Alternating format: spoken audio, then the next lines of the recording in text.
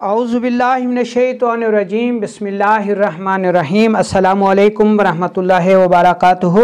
मैं हूं आपका मेज़बान हकीम लियाकत अली खिची और आप देख रहे हैं हमारा यूट्यूब चैनल हर्बल वर्ल्ड। और मौजू है हमारा आज का कानून मुफ़रद अज़ा की क्लास 9th, जिसका उन्वान है जी मुफ़रद अज़ा का बाहमी ताल्लुक़। तो अपने टॉपिक की तरफ बढ़ने से पहले आपसे गुजारिश है कि अगर आपने हमारा ये चैनल सब्सक्राइब नहीं किया तो जल्दी से इसे सब्सक्राइब कर दें और साथ लगे घंटी के बटन को भी दबा दें ताकि तिब सेहत के मौजू पर हर नई आने वाली वीडियो आपको सबसे पहले मिल सके। तो चलते हैं हम अपने टॉपिक की तरफ। हमने अपने पहले लेक्चर में पढ़ा था जी के खुलिया ज़िंदगी की बुनियादी इकाई है और हरारत ज़िंदगी है। ठीक है जी। आज के टॉपिक में हम मुफ़रद अज़ा के बाहमी ताल्लुक़ के बारे में बात करेंगे कि ये किस तरह एक दूसरे से जुड़ते हैं और इनके जुड़ने की ज़रूरत क्यों पेश आती है। तो हम इस लेक्चर को भी खुलिये से ही शुरू करेंगे। देखें जी, खुलिया बुनियादी इकाई हो गई। ठीक है। अब मर्द के स्पर्म और औरत के ओवम, ठीक है, ये दोनों जब आपस में मिलते हैं, इल्हाक करते हैं, तो इनसे इल्हाकी खुलिया बनता है। अब ये इल्हाकी खुलिया जब अपनी अफ़ज़ाइश नस्ल करता है तो इससे उज़लाती खुलिया पैदा होता है, और उज़लाती खुलिया जब अपनी अफ़ज़ाइश नस्ल करता है तो इससे गुद्दी खुलिया पैदा होता है, और गुद्दी खुलिया जब अपनी अफ़ज़ाइश नस्ल करता है तो इससे असबी खुलियात पैदा होते हैं, और असबी खुलियात जब अपनी अफ़ज़ाइश नस्ल करते हैं तो अगर मर्द है तो उससे स्पर्म पैदा होता है और औरत है तो उससे ओवम पैदा होता है, और फिर ये सर्कल यहाँ से फिर शुरू हो जाता है। ठीक है जी, ये खुलियात की बात हो गई। अब एक ही किस्म के खुलियात, ठीक है, जब आपस में मिलते हैं तो बाफ्त बनती। ठीक है जी। जिस तरह खुलियात 4 थे, बाफ्तें भी 4 हैं। कैसे 4 हैं जी? कि एक ही किस्म के इल्हाकी खुलियात जब आपस में मिलते हैं तो उनसे इल्हाकी बाफ्त बनती है। इसी तरह एक ही मिजाज के उज़लाती खुलियात जब आपस में मिलते हैं, ठीक है, तो इनसे उज़लाती बाफ्त बनती है। और इसी तरह एक ही मिजाज के गुद्दी खुलियात जब आपस में मिलते हैं तो गुद्दी बाफ्त बनती है। और इसी तरह एक ही मिजाज के असबी खुलियात जब आपस में मिलते हैं तो असबी बाफ्त बनती है। अब इन खुलियात को सेल भी कहा जाता है, तो इस हिसाब से इल्हाकी खुलिये को कनेक्टिव सेल कहा जाएगा, उज़लाती खुलिये को मस्कुलर सेल कहा जाएगा, गुद्दी खुलिये को एपिथेलियल सेल कहा जाएगा, और असबी खुलिये को नर्वस सेल कहा जाएगा।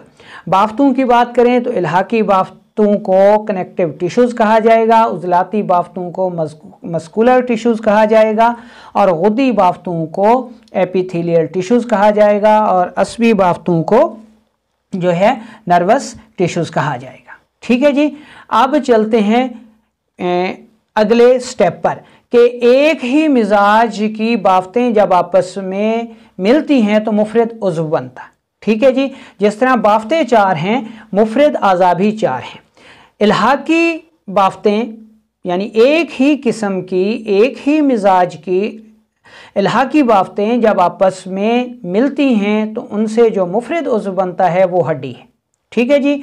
इसी तरह एक ही मिजाज की उज़लाती बाफ्तें जब आपस में मिलती हैं तो उनसे मुफ़रद उज़्व दिल बनता है। इसी तरह एक ही मिजाज की गुद्दी बाफ्तें जब आपस में मिलती हैं तो उनसे मुफ़रद उज़्व जिगर बनता है, और इसी तरह एक ही मिजाज की असबी बाफ्तें जब आपस में मिलती हैं तो इनसे मुफ़रद उज़्व दिमाग बनता है। ठीक है जी। अब हमारे पास 4 खुलियात, 4 बाफ्तें और 4 मुफ़रद उज़्व आ गए। अब ये आज़ा जो हैं, मुफ़रद आज़ा जब आपस में मिलते हैं तो इंसानी जिस्म बनता है। ठीक है। और ये जो मुफ़रद आज़ा हैं ये सर से लेकर पाँव तक आपस में इस तरह मिले हुए हैं कि अलग अलग दिखाई नहीं देते। ठीक है जी। अब हमने पढ़ा कि हमारे पास 4 मुफरद अज़ा आ गए, तो इन मुफरद अज़ा को हम 2 हिस्सों में तकसीम कर लेते हैं। ये जो इल्हाकी बाफ्त से जो मुफरद अज़ा बने थे इनको बुनियादी अज़ा कहते हैं, और उज़लाती टिश्यूज़, गुद्दी टिश्यूज़ और असबी टिश्यूज़ से जो मुफरद अज़ा बनते हैं इनको हयाती मुफरद अज़ा कहते हैं। ये जो बुनियादी मुफरद अज़ा हैं इनसे इंसानी जिस्म का ये ढांचा बनता है, और जो ये हयाती मुफरद अज़ा हैं दिल, दिमाग और जिगर, इनसे इंसानी जिस्म के दिमाग, दिल और जिगर बनते हैं। तो उम्मीद है कि आपको यहाँ तक समझ आ गई होगी। अब हम अपने इस लेक्चर को मज़ीद जो है वो आगे बढ़ाते हैं, और इसमें इंशाअल्लाह हम आपको पूरी आगाही देंगे, हर चीज़ बताएंगे, ताकि कोई भी चीज़ जो है वो आपको जो कि समझ में ना आए वो आप पूछ सकते हैं। ये हमारा दिमाग हो गया, ठीक है जी, ये हमारा दिल हो गया, और ये हमारा जिगर हो गया, ठीक है जी। अच्छा, जो हयाती मुफरद अज़ा हैं इनका जो बाहिमी ताल्लुक़ है अब हम उसकी बात कर रहे हैं। यानी एक हयाती मुफरद उज़्व जो है वो दूसरे हयाती मुफरद उज़्व की मदद के बग़ैर जो है वो काम नहीं कर सकता, क्योंकि अगर मिजाज के हिसाब से देखा जाए इनकी कैफियत एक दूसरे में लाजमी पाई जाती हैं, ठीक है जी। यानी तरी अगर दिमाग में है, ठीक है, तो वो तरी जो है वो जिगर में भी है, ठीक है। गर्मी अगर जिगर में है तो ये गर्मी दिमाग में भी है, दिल में भी है। खुश्की जो है वो अगर दिल में है तो जिगर में भी है और दिमाग में भी है। अब यहाँ पर एक सवाल किया जाता है जी कि जब आप मिजाज की बात करते हैं तो आप कहते हैं जी कि दिमाग तर है, तो क्या दिमाग में सिर्फ असाब पाए जाते हैं? नहीं, ऐसी बात नहीं है। इसको आप इस तरह समझ लें कि दिमाग का मिजाज हम कहते हैं कि तर है, तो इसमें जो आसाब हैं वो 60% पाए जाते हैं, ठीक है। अब इसमें 60% जो है वो तरी आसाब पाए जाते हैं, और इसमें जो उज़लात हैं वो 20% पाए जाते हैं, ठीक है। तो जब हम ये कहते हैं कि आसाबी उज़लाती, तो इसका मतलब ये है कि इसमें 60% आसाब हैं और 20% उज़लात हैं। अगर इसी तरह इस तरफ की बात करें तो इसमें जो गुदुद हैं, ठीक है, वो भी 20% पाए जाते हैं। तो जब हम आसाबी गुद्दी कहते हैं तो उसका मतलब ये है कि इसमें 60% आसाब पाए जाते हैं और 20% जो है वो गुदुद पाए जाते हैं, ठीक है जी। अब यहाँ तक उम्मीद है कि आपको समझ आ गई होगी। मसलन जिगर में जो है वो तरी जो है, जिगर में तरी जो है वो गुद्दी असाबी तहरीक की वजह से पाई जाती। जिगर में तरी गुद्दी असाबी सूरत में पाई जाती है, और दिमाग की बात की जाए तो दिमाग में गर्मी जो है वो असाबी गुद्दी पर्दे की वजह से पाई जाती है। अगर दिमाग में खुश्की की बात की जाए तो वो आसाबी उज़लाती सूरत में पाई जाती है। दिल में अगर तरी की बात की जाए तो वो उज़लाती आसाबी सूरत में पाई जाती है, और दिल में अगर गर्मी की बात की जाए तो वो उज़लाती गुद्दी सूरत में पाई जाती है।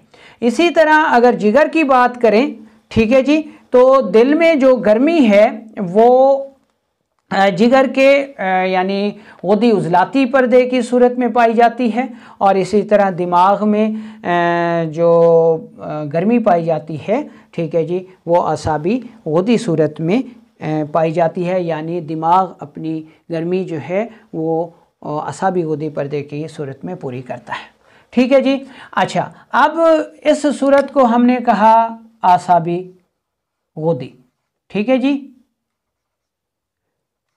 अब ये आसाबी गुद्दी जो है दिमाग अपने इस पर्दे के ज़रिए हर किस्म की मालूमात इकट्ठी करता है पूरे जिस्म से, ठीक है जी। इसीलिए आसाबी गुद्दी को जो है वो ख़बर रसां आसाब भी कहा जाता है। अब आसाबी उज़लाती जो सूरत है, ठीक है, इसको आसाबी उज़लाती कहते हैं, और दिमाग अपने इस पर्दे के ज़रिए जो अहकामात हैं वो दिल तक मुंतकिल करता है, ठीक है जी। अब इसमें जो दिल है ये उज़लाती असाबी सूरत में जो है वो दिमाग के अहकामात पर अमल करता है, यानी इरादी उज़लात की सूरत में, और गैर इरादी उज़लात की सूरत में दिल जो है वो दिमाग के अहकामात का पाबंद नहीं है। ठीक है। इसी तरह अगर जिगर की बात की जाए, जिगर के जो गुदूद जाज़बा हैं, जिगर इनके ज़रिए दिल को उनकी खुराक खिलते सौदा फराहम करता है, और जिगर गुदूद नाकला के ज़रिए दिमाग को उसकी जो खुराक है बलगम वो मुंतकिल करता है। लिहाजा जिगर अपनी मशीनी तहरीक तरी के बग़ैर नहीं चला सकता, तो दिमाग अपनी कीमियाई तहरीक गर्मी के बग़ैर मुकम्मल नहीं कर सकता। बिल्कुल इसी तरह दिल जो है वो अपनी जो मशीनी तहरीक है वो जिगर की गर्मी के बग़ैर पूरी नहीं कर सकता, तो जिगर अपनी जो कीमियाई तहरीक है वो दिल की खुश्की के बग़ैर अंजाम नहीं दे सकता। तो इस बाहमी ताल्लुक़ की वजह से ये साबित हुआ, और हम ये कह सकते हैं कि जो हयाती मुफरद अज़ा हैं दिमाग, दिल और जिगर, ये एक दूसरे के साथ ऐसा बाहमी ताल्लुक़ रखते हैं कि अगर इनमें से कोई एक उज़्व भी अपना काम छोड़ दे तो दूसरे मुफरद अज़ा भी अपना काम छोड़ देते हैं, जिसकी वजह से ज़िंदगी जो है वो कायम नहीं रह सकती और मौत वाक़ई हो जाती है। तो उम्मीद है कि आपको आज का ये लेक्चर पसंद आया होगा। इंशाअल्लाह अब हम अगले लेक्चर में मज़ीद इसको डिस्कस करेंगे।